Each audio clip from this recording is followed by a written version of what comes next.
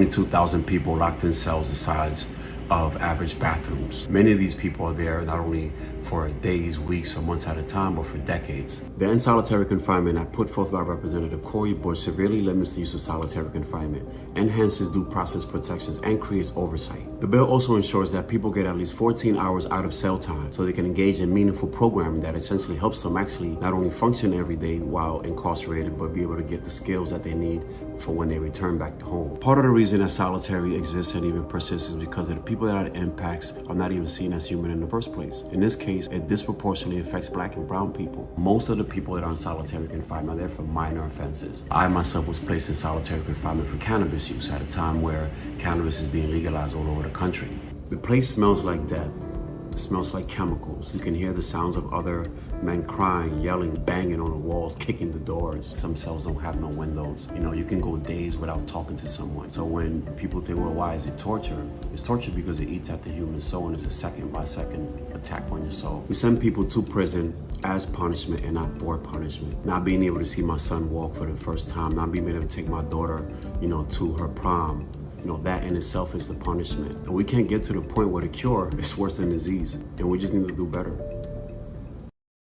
Grandpa told me you lucky to have one friend. Situations in life coming, you gotta trust them. Found out many times in life you can't trust men. So I rolled solo, that process was an adjustment. Friends let you down, not around when you're needing them.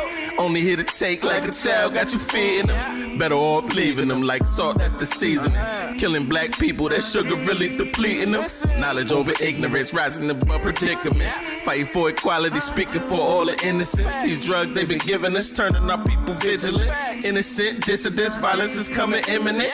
Gotta fall a couple times to learn the lessons faster. Thinking, will it matter if I skip a couple chapters? This life that I'm after got me climbing up the ladder. Won't be another rapper, bankrupt with the chapter.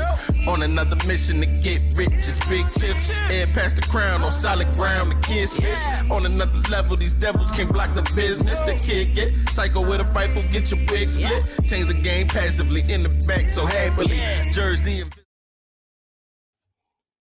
Morning. Welcome to another edition of the Community Soldier Podcast.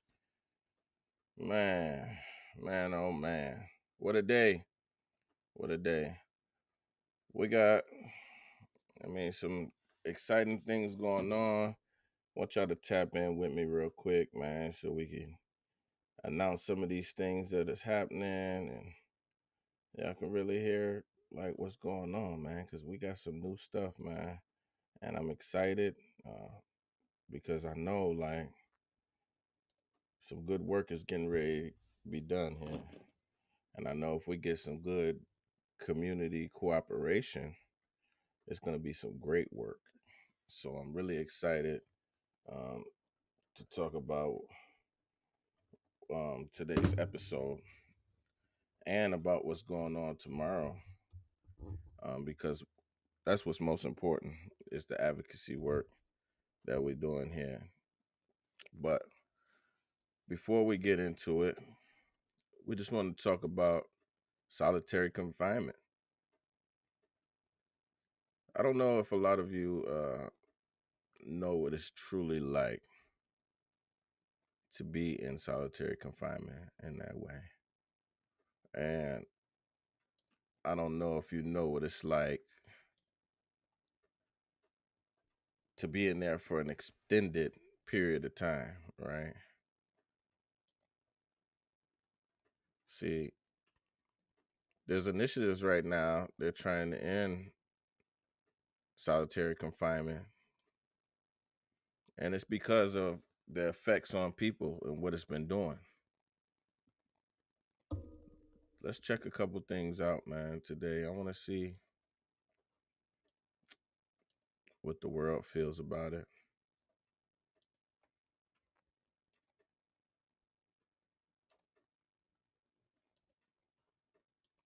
I got a couple videos, but we got a couple things going on in Jackson coming up, but we also have a major event tomorrow, and we want y'all to tap in with us because we're going to the state capitol tomorrow.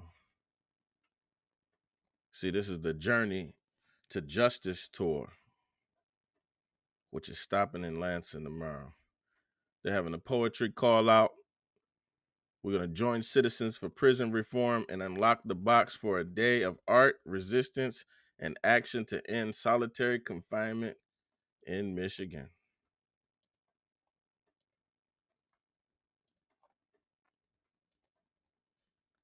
It's going to be an amazing event, y'all. I'm excited. I'm excited for this event. It's happening tomorrow from 9 a.m. to 4 p.m. The poetry segment begins at 1 p.m. 1 p.m. And they are doing an open mic for any artists out there that want to share their experience, their story. They want to share their pain. See, because all of us experience something different when you go to jail and you experience that solitary confinement for the first time. Everybody gets something different out of it. For some people, those experiences last with them for a lifetime. And that's what we want to talk about today. There are an estimated 80,000 people locked up in solitary confinement in America. You're about to meet a prison official who wants to experience it firsthand. He's embarking on a radical, risky experiment, entering level 6 solitary confinement himself, undercover. My Nightline co-anchor Dan Harris brings us this report, No Way Out. You are looking at prisoner 106, on the books as a dangerous armed robber. He is preparing to enter what many call hell on earth, solitary confinement. Before you meet its residents, just listen to them. This is prison. You know what I mean? We're not here for being nice. I've seen guys resort to cutting themselves and killing themselves, you know? As prisoner 106 is moved into the unit, I don't know that I have ever felt as vulnerable as I do right now.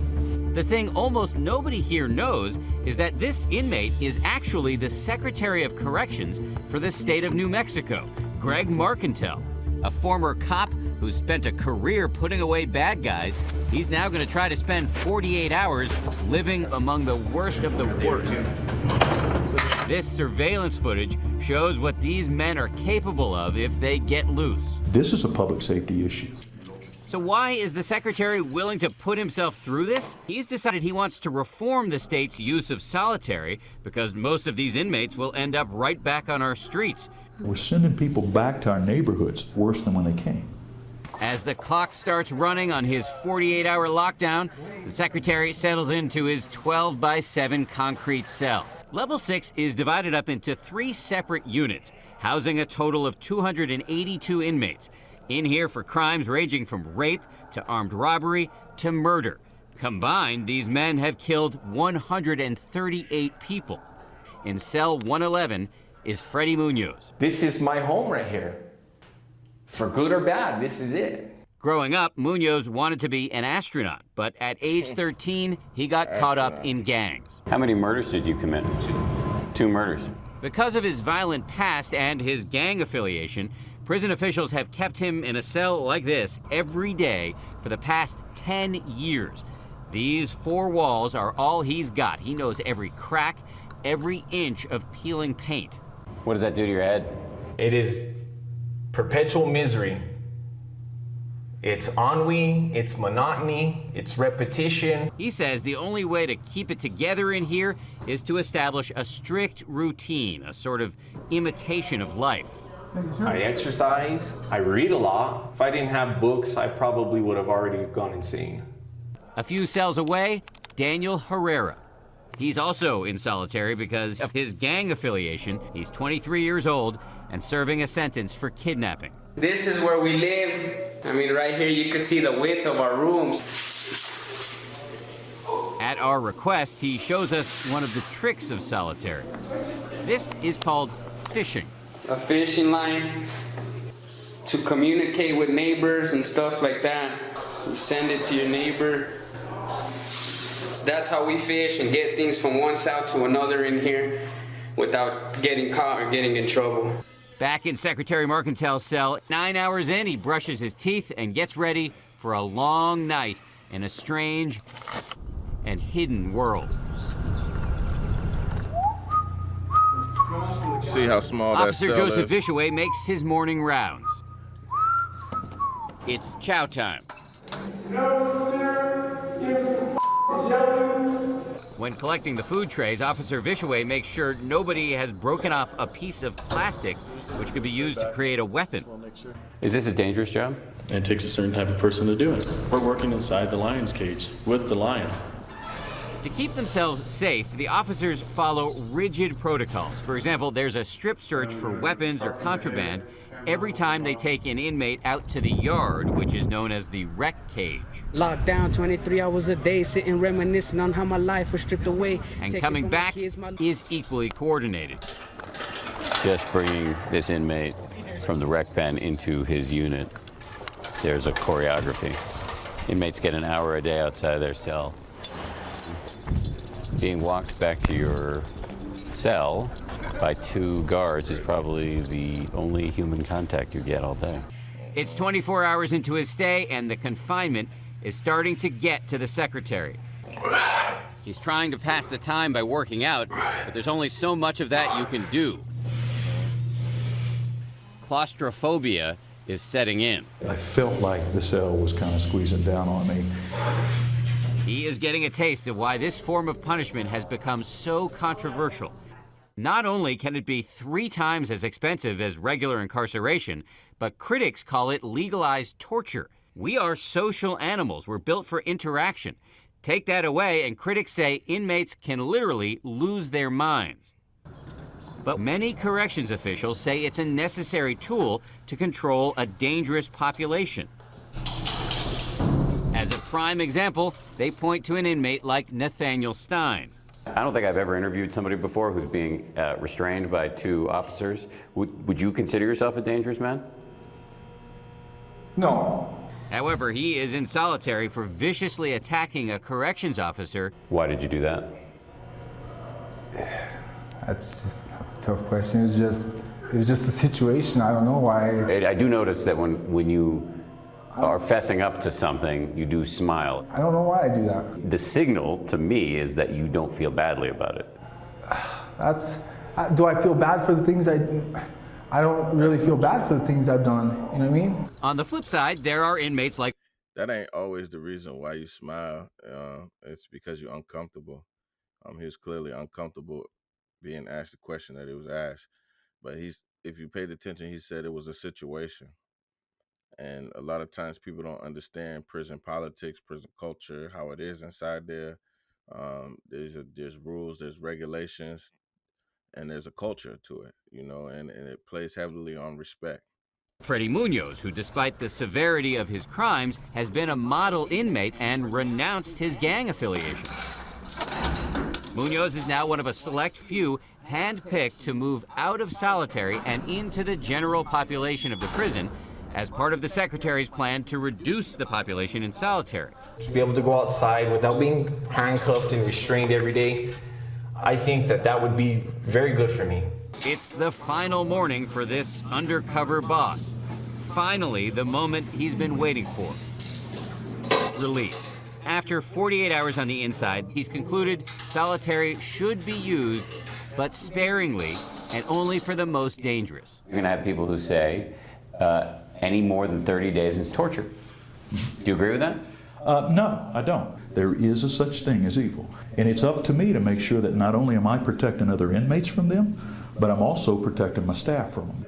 Days later, Freddie Munoz, Daniel Herrera, and 6 other inmates are brought out of level 6 solitary in preparation for an eventual return to the general prison population.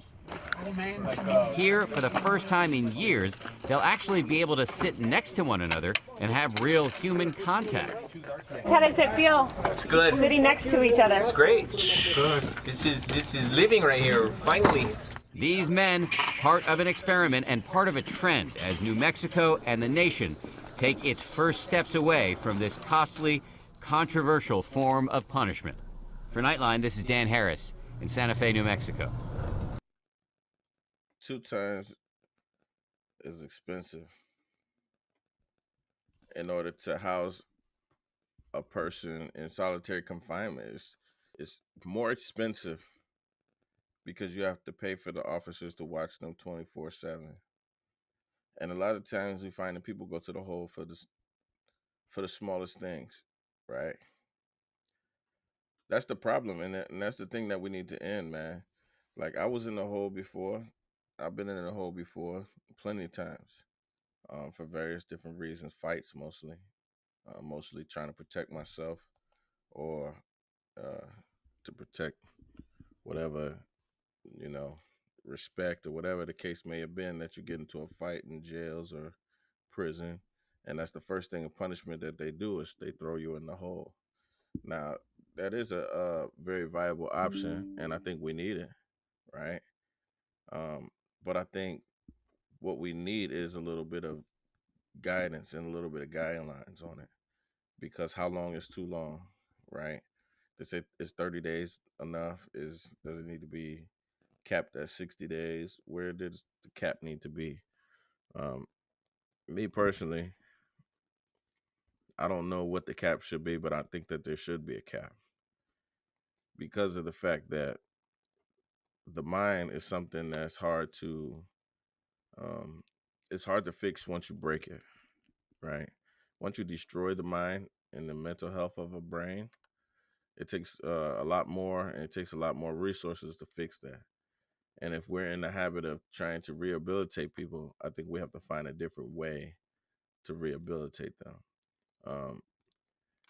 There has to be a different way, right? Other than locking people down in a small box for 23 hours a day and then only letting them get 1 hour of sun sometimes. There's a prison underground that doesn't get any sun whatsoever. I've been to jails where you don't go outside at all. You don't go outside at all. That's how it is on Wesley Street. When you get locked up and you go to jail and you get sentenced to a year, and you do that in the county jail and they send you to Wesley Street, you do that whole year without seeing the sun. Luckily, you have other people around and you're not doing it in a single man cell the whole time. Otherwise, you would go crazy. I need you to comment if you've ever been to jail or prison and you've been subjected to solitary confinement. Tell me, how did it impact your life? Is there any residual effects that you have from the trauma? Let me know. I know for me going to the hole, I spent my whole life pretty much in solitary confinement. I was raised that way. So I had become conditioned to it by the time I got to jail. And for me, it developed me the ability to entertain myself. I started with talking to myself. I started with, my imagination. But those are the things that helped me pass the time. So I want to know, like, what was your experience like? What did you feel? How did it make you feel going through that situation? How did it make you feel? Because that's what we want to know. There's a lot of initiatives, man, that are here to stop this, man. But you have to understand why. There are stories of men that have literally spent 27 years in solitary confinement. Like, could you imagine spending almost 30 years in solitary? Like, what would that do to a man's brain?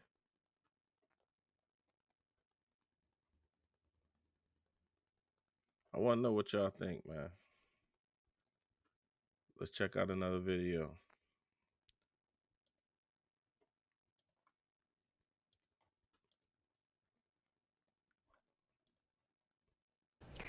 Well, living behind bars is an eye-opening experience. It's the price people pay for their crimes, but some advocates say there are times when living conditions are unsafe. Luke Snyder is here for you tonight with a look at some of the changes that advocates are pushing for.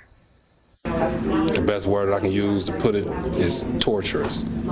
Daniel Jones spent more than 2 decades locked away for taking another man's life. It's a sentence that found him spending many of his days alone in solitary confinement. The smells, the urine and feces all over the wall, blood, writings on the wall. You can feel the pain and sense it like it's part of the cell. Today he's working to fight for prisoners' rights with the goal of raising awareness on how spending so much time in isolation can affect someone's well-being. There are definitely substitutes, things that could be done that would deter a person from having to spend months and even years in isolation. There are currently more than 3,000 people serving time in isolation in Michigan prisons and another 10,000 inmates in the state dealing with some sort of mental health issue. Lois Polano wants to be part of the solution. She's coordinating the Open My Door campaign to create resources for families at home and people living behind bars. We want programming offered for everyone. This will keep people out of solitary confinement, and that ultimately is what the Open My Door campaign is working to do.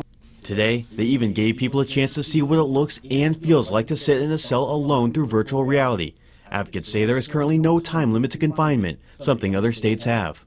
And we think that Michigan can do better. Jones says he hopes the awareness being raised allows the system to look at them as human beings. It was really just giving hope to people like myself who were sentenced to life to see some light at the end of the road. Here for you in Lansing, Luke Snyder, 6 News.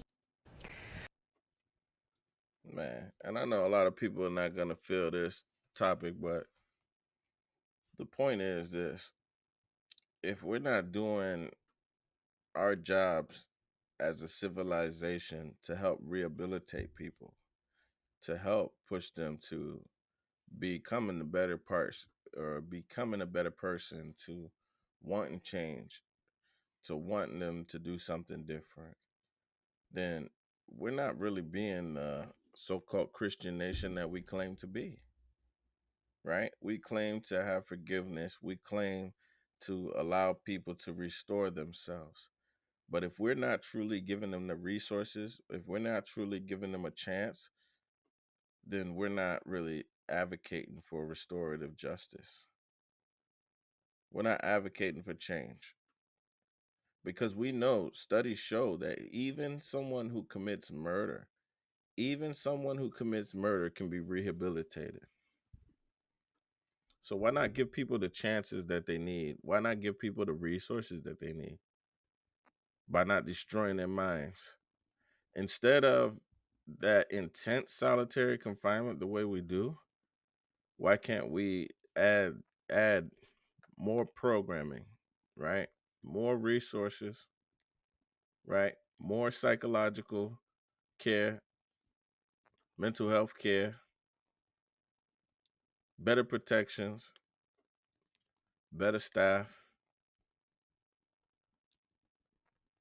We could find better ways to deal with the things that we see in prison, especially like when we sending people to the hole, man.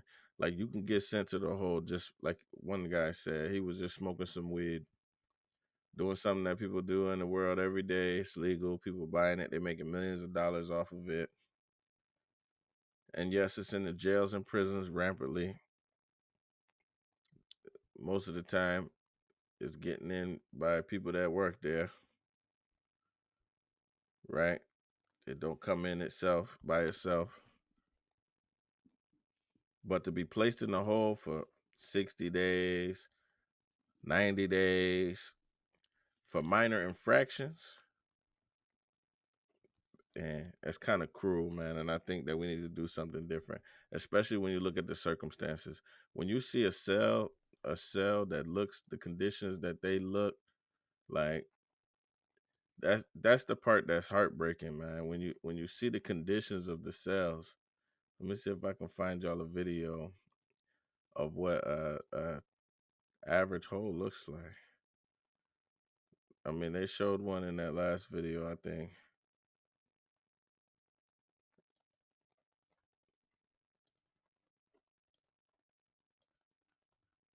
You're in this small room, very dirty, very dirty. you have this nasty toilet, this nasty sink. You're drinking water that you would never drink at home if you was in the world. Just like some of the nastiest. This right here reminds me of quarantine when you go to prison in Jackson.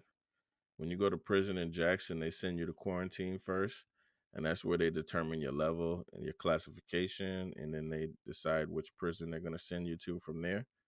And sometimes you have to wait in quarantine for 30 to 45 days. You know, it could be about that. It could be longer in some cases. Now in quarantine, it's just like this, where you're locked in a room. Only time that you get out is to shower, to eat. You get a little bit of time to make phone calls and a little rec time. But for a person that's in solitary confinement, this is your life for 23 hours a day, and you get an hour out for what they call recreation. That's it. They have the choice of whether or not they want to give you a shower or not. That depends on staff, and a lot of times there's staffing shortages, so you might go days without having a shower when you're in confinement like this. And it happens more than you think. Like if you go to jail, I think out of Coldwater or Albion, I think, you go to Calhoun County Jail. Calhoun County Jail does a quarantine system where you in lockdown for 23 hours a day. You get an hour out. You eat all your meals in there. You sleep in there. Fortunately, in their system, you have a bunkie, but that's a good and bad thing because now you're stuck with another person in there for 23 hours a day. That can be hard too. But just having that confinement for long periods of time, what this does to your mental, man. Me being in confinement for long periods of time, like I've done 45 days, 60 days. I've done 90 days before for a fight. I think 90 days was the most I did. 88 something days like that I did in the hole for a fight. And when you spend that much time locked in a cell with no communication, with little to no books, if that, terrible food, if any, terrible water, if any, right? All you have is your mind. And if you don't have a strong mind, like me, I grew up in solitary confinement on punishment a lot. So I had an active imagination. So for me, I can escape inside my mind. But for others, it's hard to do that. And it still has lasting effects on me still to this day. I can't sit inside of a room with no windows, a small room like this with no windows. I can't sit in one, even when I go to work. If I'm placed in an environment like this that has little walls like this, it starts to close in on me and I get claustrophobic and I can't sit still. And it's because of those memories of being in that. Can you imagine like having this as your toilet and then your drinking water is right here, same spot as your toilet. So every time you flush this toilet, the water splashes up into your sink. Every time. It's like one of the most terrible things. This is a stainless steel toilet, so it's always cold. You'd be lucky if they have warm water flowing through the plumbing, because if you got warm water flowing through the plumbing, then that'll warm the seat up. But if you got cold water running through the plumbing, then that makes that toilet ice cold every time you flush. You know what I mean? But this is your life for 23 hours a day. And for the young men that have never experienced this, like all you have is your push-ups, you and your push-ups and your God and your faith. That's all you have. If you don't have that, then you have nothing. Your mind just deteriorates. your mind crumbles. And this is why it's it's way more expensive to punish people this way, because the after effects after you leave prison, right? We looking to rehabilitate people and to help people change their life, right? But if on the way to punishment, we're doing things like this to people, you know what I'm saying? Morning, bro. If we doing things like this to people, this is not helping them rehabilitate. This is destroying them, because they're going to come out worse than what they was. It definitely looks like that. Yeah. And that's the crazy thing. Book cart once a week. You remember the book cart? Cat used to love the book cart because the book cart was life. It didn't matter if it was 5 of the worst books you ever seen in your life. Like, you about to find one that's interesting, because that book cart was all you had, man. And you don't get no visits when you're in the hole. Like, one guy did 27 years in the hole, man. Can you imagine 27 years without a visit, without a phone call?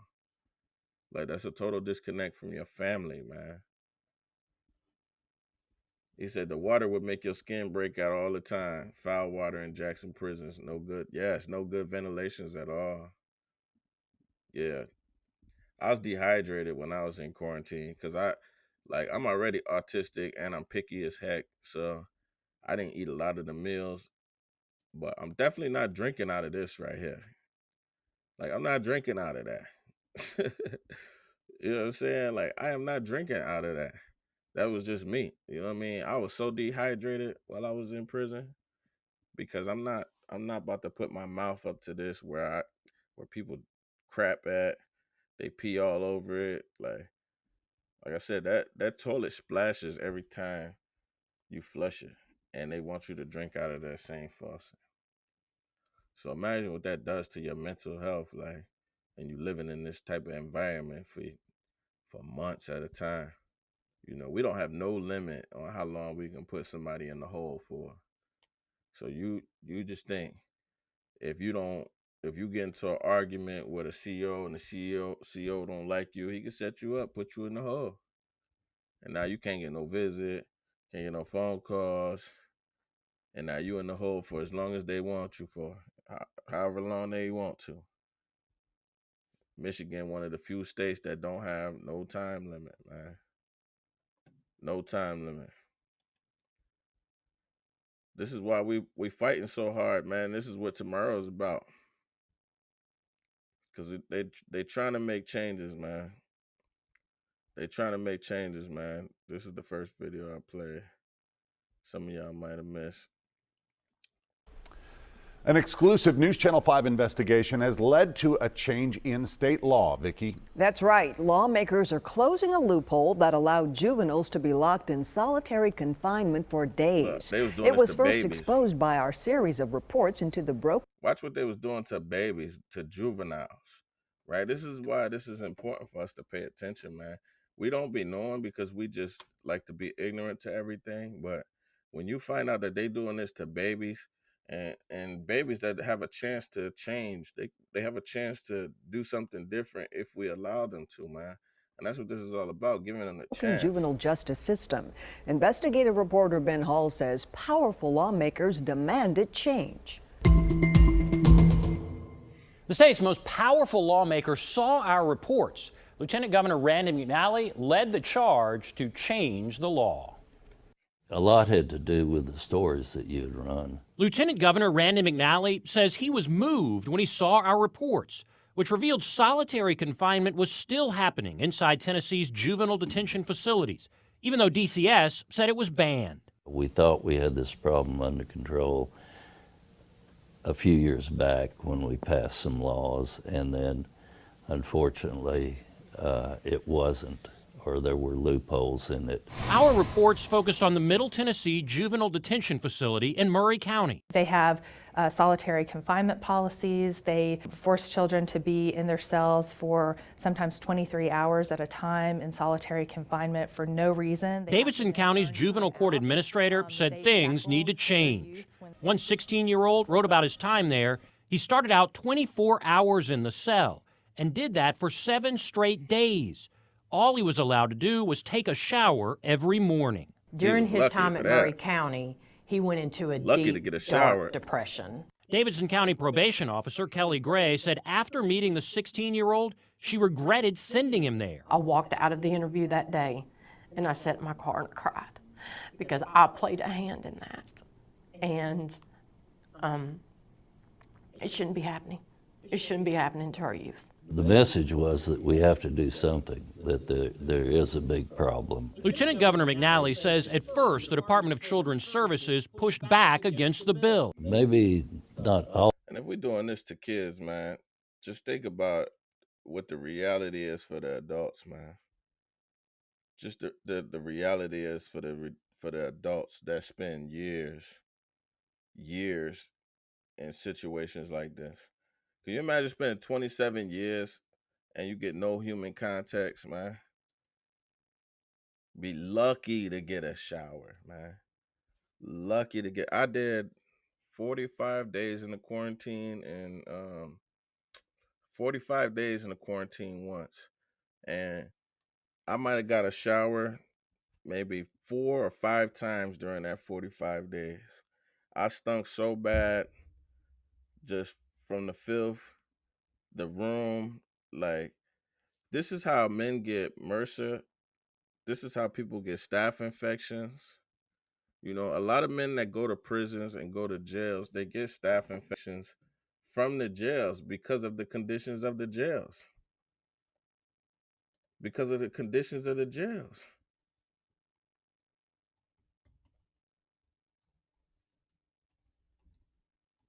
Have y'all ever seen like some of the worst, like just some of the worst prisons in America, right? Just in America. Like, we're treated worse than animals. Worse than animals. Just check it out. I mean, just look. We're going to go into the security area of San Quentin. In the unlikely event that you're taken hostage while you're inside the prison, the state of California will not negotiate your release for an inmate's release. Welcome to San Quentin Rehabilitation Center, better known as San Quentin State Prison. A place where even the walls have stories they'd rather forget. This isn't just any prison, it's the end of the line. A fortress of despair that has housed some of the most notorious criminals in history, including infamous names like Charles Manson, I'm a tramp, a bum, a hobo, and Richard Ramirez. I think most humans have in them the capacity to commit murder. At one point back in 2015, San Quentin held almost 700 inmates on death row, making it the largest condemned unit in the Western Hemisphere. It was where the state's most dangerous offenders used to await their fate in cells barely larger than a parking space. From the twisted mind... Man, can you imagine living in a cell no larger than a parking space? Like, literally, a cell no larger than a parking space. And when you find out that we do this to people for, like, little to nothing. Little to no reasons, man. Check out the video I played in the beginning, man, real quick. There are 122,000 people locked in cells the size of average bathrooms. Many of these people are there not only for days, weeks, or months at a time, but for decades. The in solitary confinement that put forth by Representative Corey Bush severely limits the use of solitary confinement, enhances due process protections, and creates oversight. The bill also ensures that people get at least 14 hours out of cell time so they can engage in meaningful programming that essentially helps them actually not only function every day while incarcerated, but be able to get the skills that they need for when they return back to home. Part of the reason that solitary exists and even persists is because of the people that it impacts are not even seen as human in the first place. In this case, it disproportionately affects Black and brown people. Most of the people that are in solitary confinement are there for minor offenses. I myself was placed in solitary confinement for cannabis use at a time where cannabis is being legalized all over the country. The place smells like death. It smells like chemicals. You can hear the sounds of other men crying, yelling, banging on the walls, kicking the doors. Some cells don't have no windows. You know, you can go days without talking to someone. So when people think, well, why is it torture? It's torture because it eats at the human soul and it's a second-by-second attack on your soul. We send people to prison as punishment and not for punishment. Not being able to see my son walk for the first time, not being able to take my daughter, you know, to her prom. You know, that in itself is the punishment. And we can't get to the point where the cure is worse than disease. That in itself is the punishment.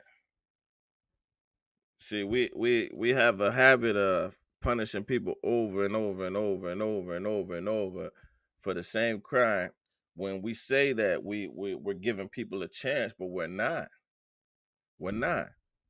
Like he said, the punishment is me not being able to see my children walk for the first time, not be able to see my children graduate, not be able to touch the feeling, the embrace of a woman. These are all of the punishments that I get for the crime, right?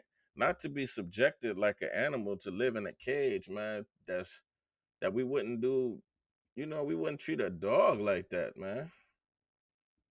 Like a dog like that. I found it was interesting that Mr. Beast, man, Mr. Beast did one, man. He did a challenge. And in his challenge, he spent, I think, 7 days in solitary confinement.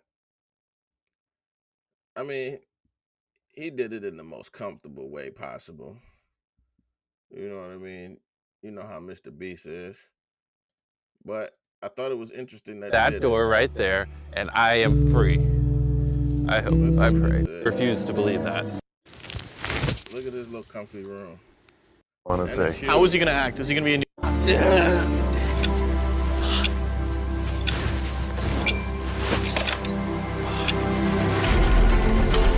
Hold on. Wait, I don't even have pants on. Oh my gosh. Hey, Jimmy. Sorry, I was just putting my pants on. It's not as bright out here. How is it, dude? I'm actually kind of lightheaded. You know, it's crazy, but after this challenge, I kind of forgot how to interact with humans. Where are you going? I kind of forgot how to interact with humans.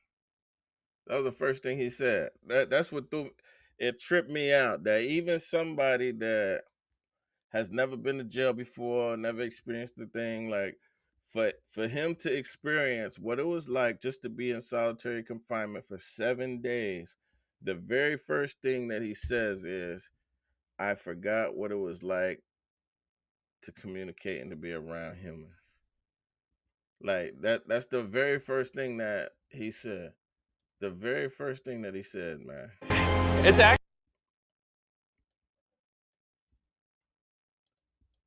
kind of forgot how to interact with humans. Where are you going? So if he forgot how to interact with humans, imagine what the man who spent 27 years in the hole feels like. Right? The man that did 27 years in the hole. What did that do to his mental? Let's hear it, man. Can you imagine, man? I couldn't imagine, man, being that young, man, and to do 27 years. There are times I'm hearing voices and seeing things that aren't there.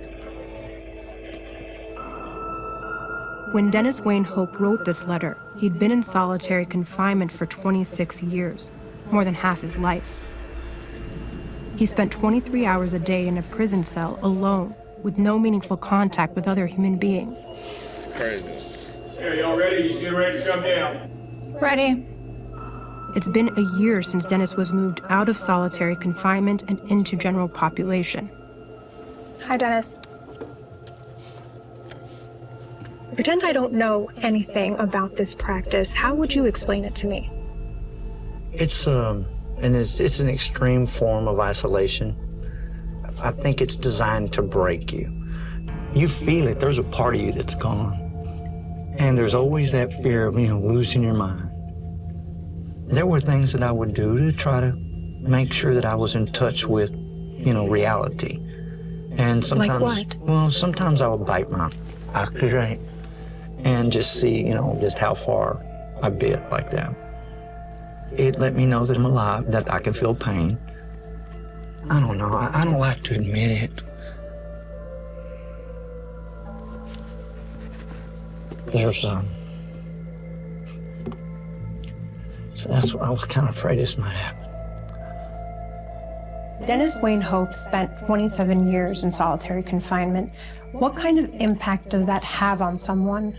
Solitary confinement is very damaging. There are psychological changes, but also new pathways being laid down that change the way the brain functions, and those changes can be permanent. Dennis was kept in isolation for so long after 2 daring prison escapes in the early 1990s. He is the only person in Texas that's ever escaped from a non-escapable prison. He embarrassed them so bad on that that's why they have held this against him all these years. Solitary confinement. And that's not fair. You're holding retribution against me because of something I did, okay? The punishment has to fit the crime, right? Has different names: administrative segregation, the hole, the box. A recent study revealed that more than 120,000 prisoners are kept in isolation in the United States on any given night.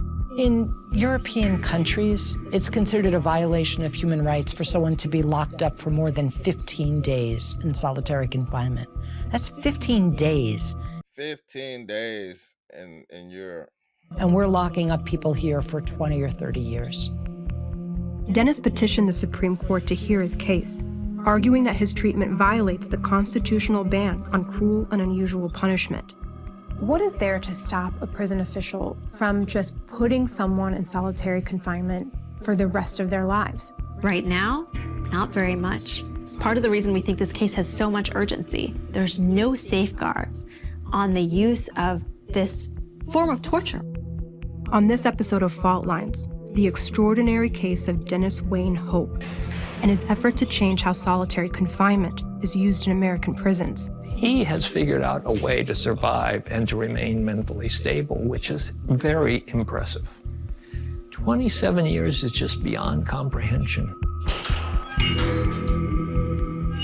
Like, first of all, I want y'all to understand what this does to your body right here.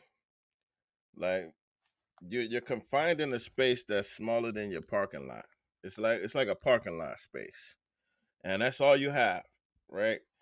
So this is an iron, most of the time, iron bench, concrete bench with a very thin mattress, very thin mattress. You get no pillow. Most people have to use their sheets as a pillow. You get no clothes but your one uniform that you have, if that. And you just get a stainless steel toilet and a sink. That's all you get. And you're locked in there for 23 hours a day, right? So if you're not mentally strong already, then you're going to go through a world of hurt, a world of pain. And like one user said, there is no mental health programs. So there's no one that come check on you to see how you're doing, no one to see what's going on. So while you're in the hole, you heard the one man say, there's loud noises, banging, screaming. That's what you'll hear. You'll hear men, I'm not supposed to be here. You know, just like the movies, going crazy, men losing their mind, talking to themselves, you know. And then on top of that, you're lucky to get a shower.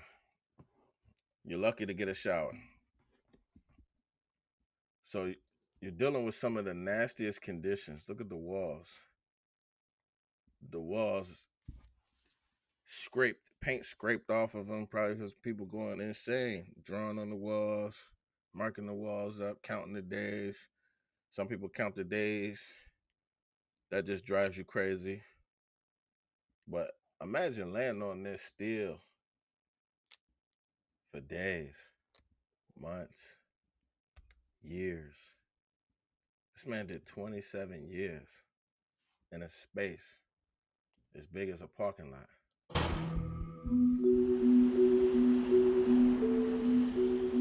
Dennis Wayne Hope was born in Little Rock, Arkansas in 1968. His father suffered severe PTSD after returning home from the Vietnam War and abandoned the family. His mother was largely absent, so his Trauma already. grandmother raised him. How would you describe his early life? Oh, totally neglected. Totally neglected. His mother, I wish I could tell you more, but I don't want to put it on camera. But she neglected those kids completely. So as a social worker, right? When I hear that, I already know that he lived with a high ACE score. I lived with a high ACE score. ACEs is adverse childhood experiences. People that live with adverse childhood experiences that go through a lot of trauma, especially when they're young and your brain is still developing, science shows that you're more likely to go to jail, you're more likely to go to prison, you're more likely to develop mental health problems such as it's going to present itself like ADHD, depression, anxiety, all of that because of the way that you were brought up. So I'm already knowing that this young man never stood a chance because of his upbringing. Having a father that had mental illness, that's an ace. Having a mother that doesn't care about you, that's an aces. Having a family breaking apart, that's another aces. So all of these things, all of these factors, and who else knows what else he went through. But just some of those things already, right? The numbers in science tells me that you are already on a pathway to failure. He worked at the service station of his grandfather. He would pump gas. He was 6 years old at that time. Dennis was kicked out of the house when he was 16 and left to fend for himself. It's just sad that he couldn't have had a decent childhood. Yeah. There's no telling where he would be today. See what I'm saying?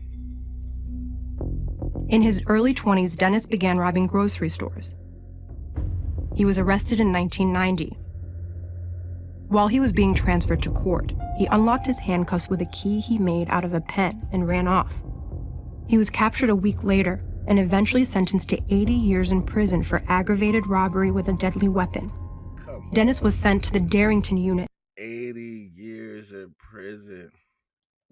one of the toughest maximum security prisons in the state, but that didn't deter him. Crazy. 4 years into his sentence, Dennis orchestrated another daring escape, this time with 2 other prisoners.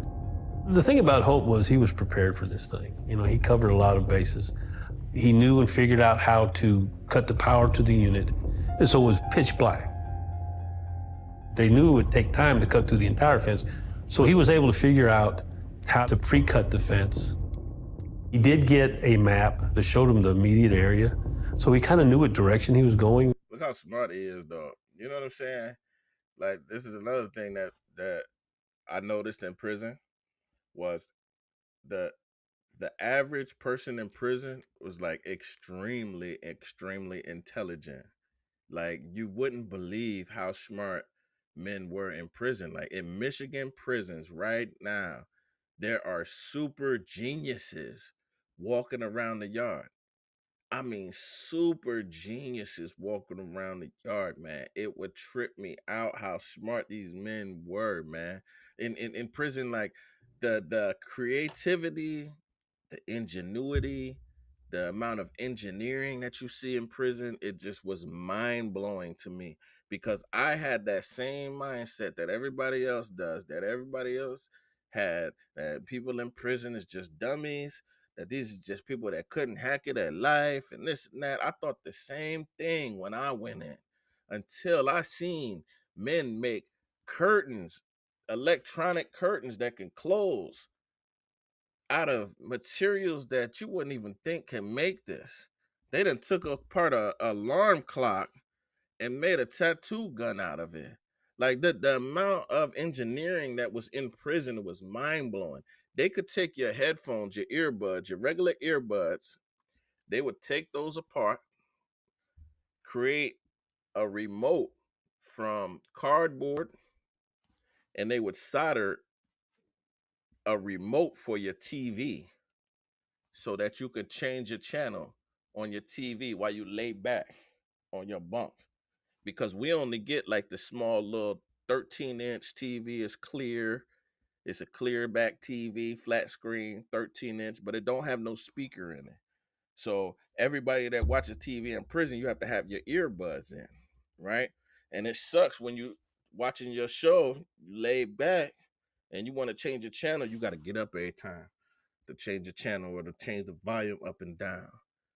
So there were men in prison that figured out how to make a remote control for their TV out of earbuds and just little junk that they found. And it tripped me out that you could buy a remote for your TV on the prison yard. It tripped me out that men were that smart, that they can engineer, that they can craft that. Just the amount of ingenuity, creativity that they had. I would have never thought that was possible. So that's crazy when you look at this man right here. He was punished, right? Because he was a kid that went through a lot of trauma, didn't have no training. But what if, man? What if he had different parents? When he left the unit. And then he was smart enough to go on the day after Thanksgiving. The other assistant wardens and we were all gone. Officials launched a massive manhunt to capture them. The dogs were out of the kennel and on the ground with people behind them within 30 minutes of the escape. That's what we call a hot track. And Dennis Wayne came out of the woods and saw a truck running and just got in it and drove away. And so a lot of it was planning, but some of it was luck. The two other men were caught near the prison, but Dennis evaded capture for 2 months. He continued to rob grocery stores for cash. That just must have been a nightmare scenario for you. Yeah, it was a pretty good cause of embarrassment for the state. This was one of the few escapes where I could tell he'd put a lot of thought into it. And he was successful, at least for a while. Police eventually tracked him down in Tennessee and brought him back to Texas. Officials designated him an escape risk and moved him into administrative segregation, or ADSEG, the term Texas uses for solitary confinement. You can see by what he did when he was in general population. He was able to probe and find the weak spots of the unit because he had access to move, and that's why he's in ADSEG. At the time I was placed in solitary, I was 26. I was young, immature. I think the hardest part is when you're first placed there. It's the adjusting to being alone. How big is the cell? How do you move around? It's a small cell. From my bunk, I can take 3 steps. Then you're at the door, and you turn around, it's 3 steps back. 3 steps. It's designed really for you to lay down. And that's really what they want you to do. You eat in the cell, you do your legal research in the cell. Like I said, laying down on a concrete slab, on a steel slab that has destroyed my hip bones. My hip bones are destroyed from laying down on slabs, from metal slabs. So can you imagine 27 years of laying on a concrete metal slab or a metal slab with a thin, the mat is literally this thick and it's already compressed from years of use. And a lot of times these holes are some of the dirtiest places that you've ever seen in your life. Everything you do is in that cell. Dennis says the extreme isolation made it difficult to keep in touch with reality. The hallucinations were the scariest part. Some of it was visual because I would see images. And then you jump up and you turn on the light and you're, oh man, that's just where the paint peeled on the wall. And sometimes I would hear things and then, you slowly start to question yourself. Hallucinations are bred by a lack of reality testing.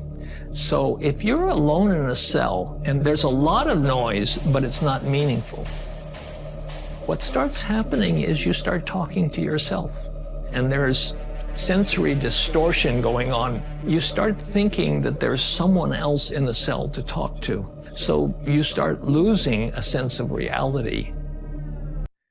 And you'd be surprised how fast that happens.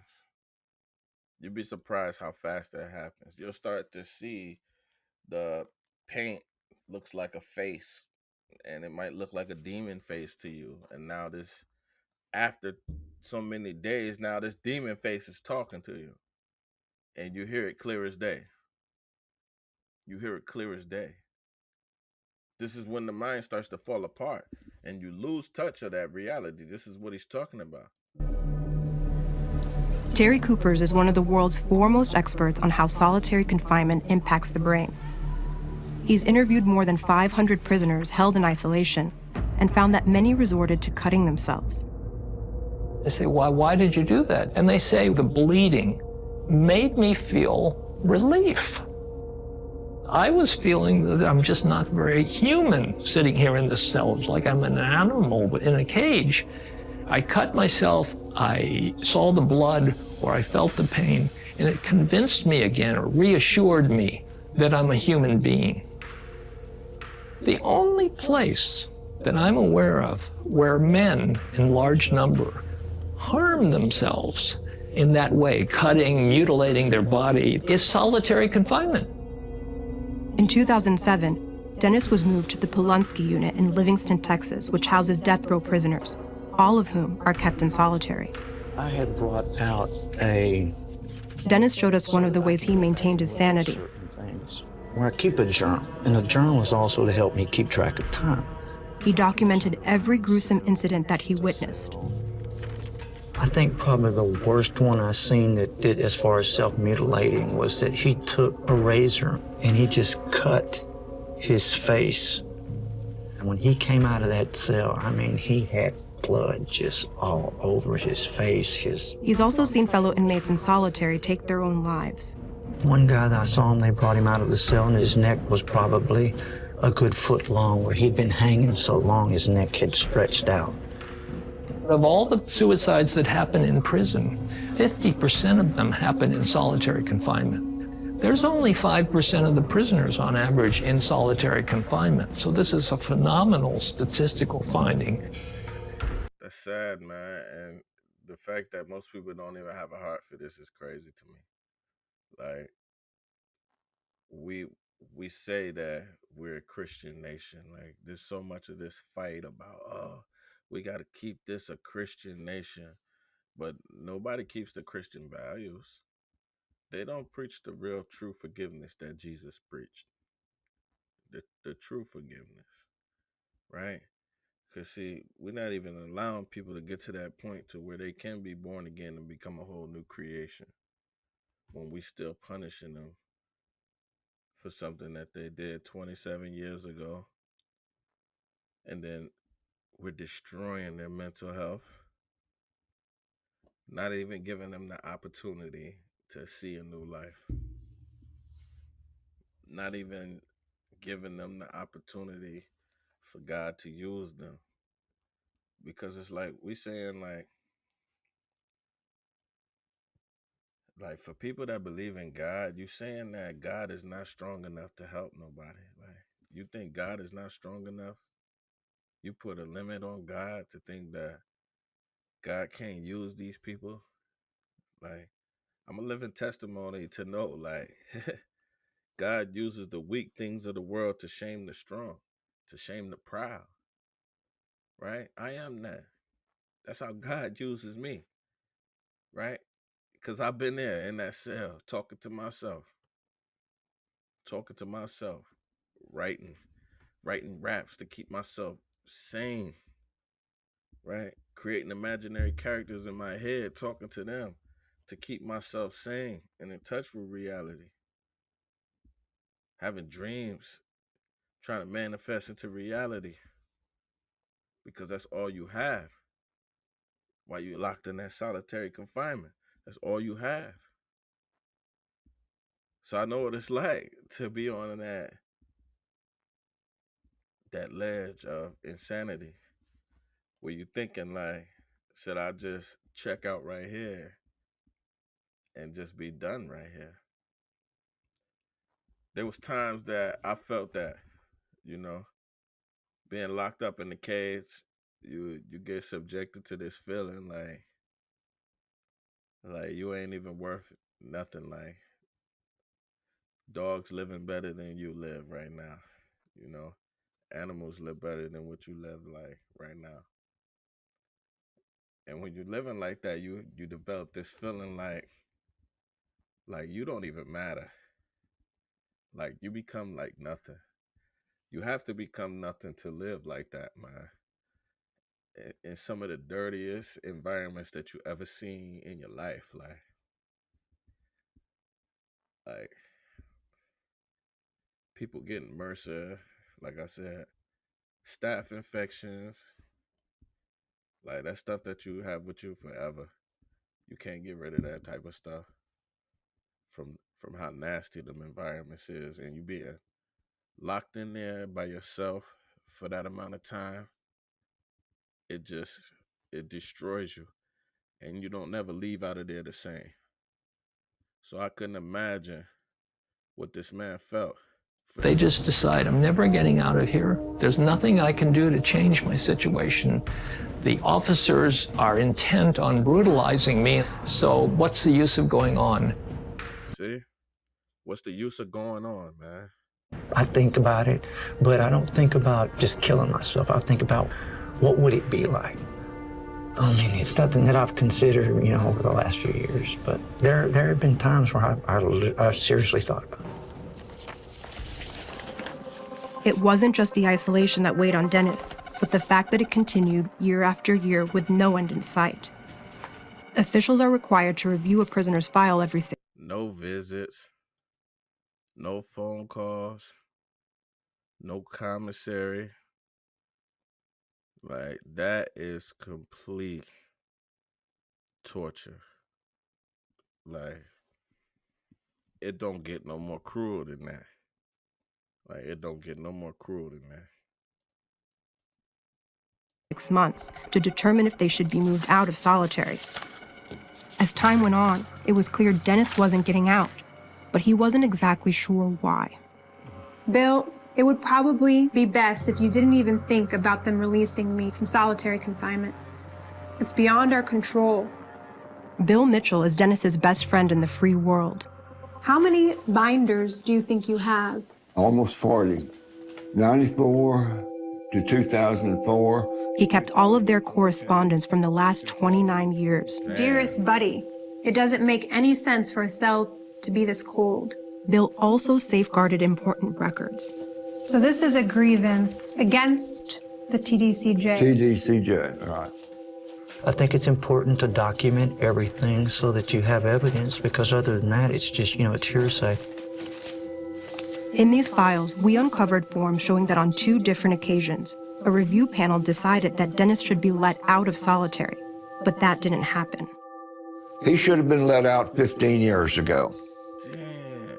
And that's not just my thinking, that is what the facts should be. That's We crazy. shared the forms with his lawyer. So these records that we obtained. And see, that's what the fight is about, man. That's what the fight is about, man. Tomorrow, this is a call out to all of us, right? We have a chance to be about something, right?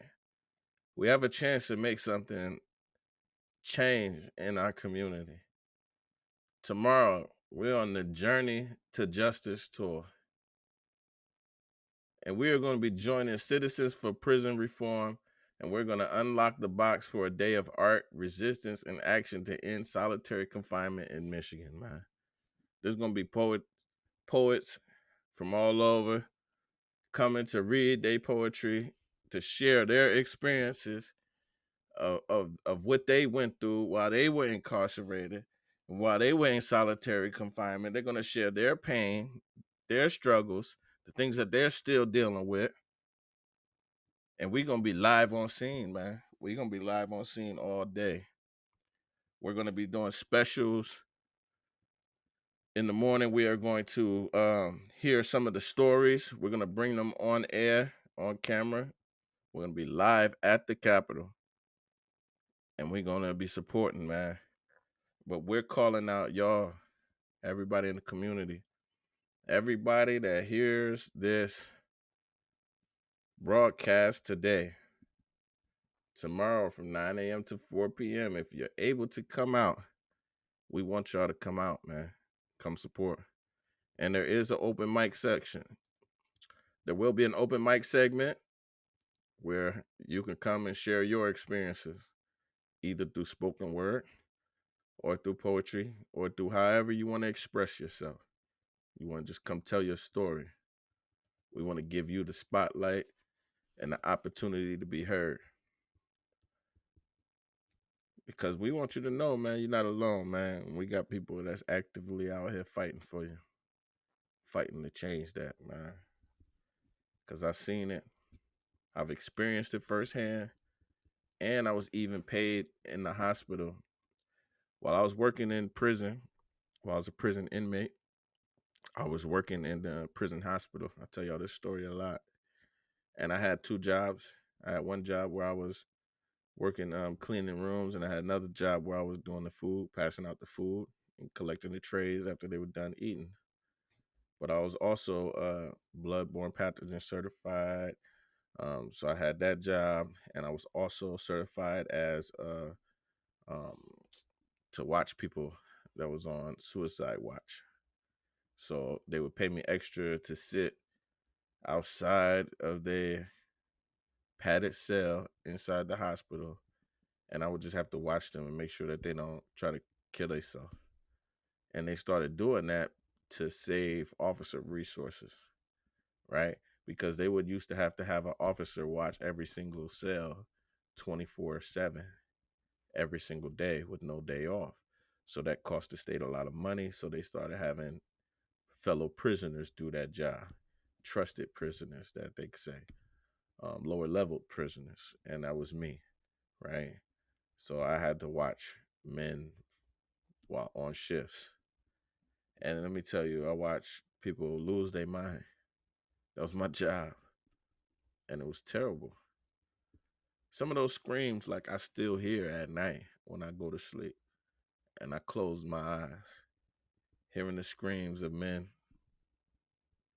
dealing with the traumas, dealing with the demons, dealing with the mental illness. It's heartbreaking. It was heartbreaking. And I didn't know how it was affecting me at that time. Because, I was still learning and I'm still growing. But now, as I look back on it, it's been 10 years. It's been over 10 years, and I still hear the screams. I still smell the smells. And I still remember the dreams. I still see the voices and hear them, just like it was then. And I still have those same anxieties and those same fears that I had back when I was put in those cages and I was put in those boxes.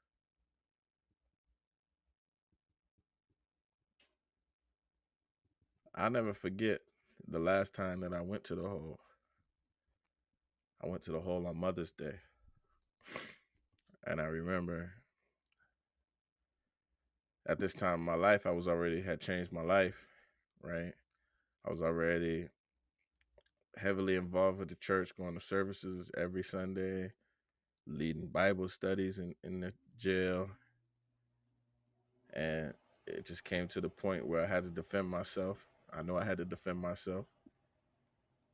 So I called home. I called home to my mom. I'll never forget this. It was Mother's Day. And I said, Ma, happy Mother's Day, but I'm about to go to the hole. I'm sorry. I ain't going to be able to see you.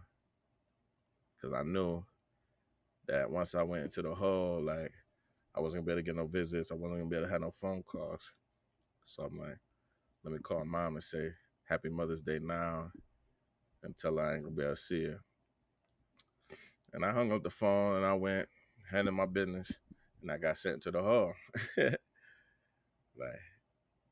And I remember sitting in there damn, is this really worth it? I kept asking myself, is this really worth it? Subjecting myself to this lifestyle. Fortunately for me, I had a cool officer who didn't punish me, and he ended up letting me out of the hole that time. But that was the last time I ever seen one. And I thank God for that, because I couldn't imagine what it would have done to me if I had to spend multiple years inside the hole, what it would have done to the rest of my brain. I know it wouldn't have allowed me to be what I am today. It wouldn't have allowed God the chance to continue to work with me.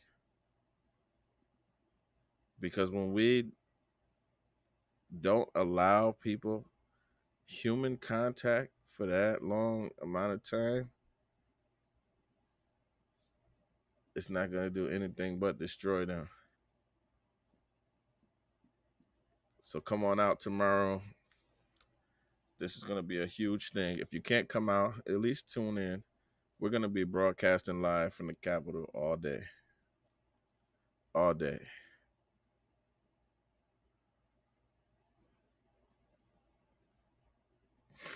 But before y'all go, I want to talk to y'all about one more thing, man. So I sent out a lot of community partners, or RFP, and that's a request for proposals. We are hosting an event called The Streets Ain't Cool. This is going to be a youth and community day. I want it to be very soon. I'm looking at November 15th. I want to host it somewhere here in Jackson. So we need space that we can host a good amount of people, because we're partnering with the National Lifers of America. That's an organization out of Coldwater. So the purpose of the event is to invite community organizations, nonprofits, schools, and local businesses to participate in The Streets Ain't Cool, which will be a community-driven youth empowerment event designed to engage, educate, and uplift young people of Jackson.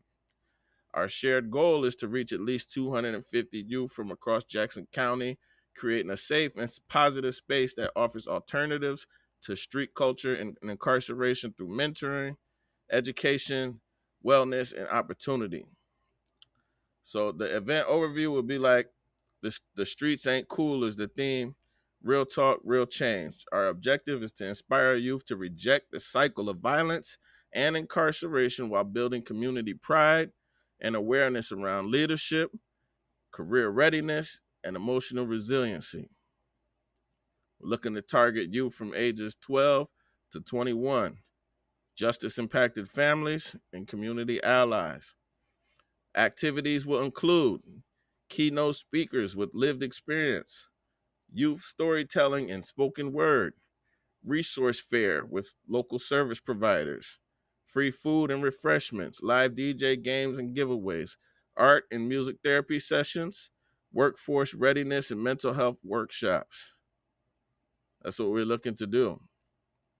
So we're looking to bring all the community partners together. If you know your organization, you work for your organization, y'all need to be part of this. I've been sending everybody out the RFP because I need everybody's cooperation to bring this, to make this happen. It's our time now to not just say we about something, but to actually be about something. So I'm calling to the community right now, man. It's time. Are we going to do something, or are we going to keep just doing the same thing? That's what I need to know. That's what I need to know. Are we going to keep doing the same thing and expecting the same results? Or are we going to do something different?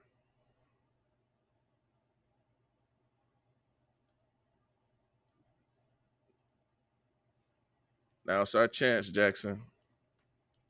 We need everybody to come in. Let's come together. Let's work together to make this happen for our kids. The streets ain't cool, and we're going to show them with this event. I need all of the community partners to come together. Let's work together, and let's make this happen. We have men that are in prison right now that are actively working and grinding, trying to make sure our kids understand the realities of the life that they have if they continue going the path that they're going. And they don't want to see them there with them. And they want to do something. So let's help them do something. Now, they reached out to us. They said they want to come to Jackson. So Jackson, let's open our doors and let's show up for these men. Let's show up for our children. Let's be about it.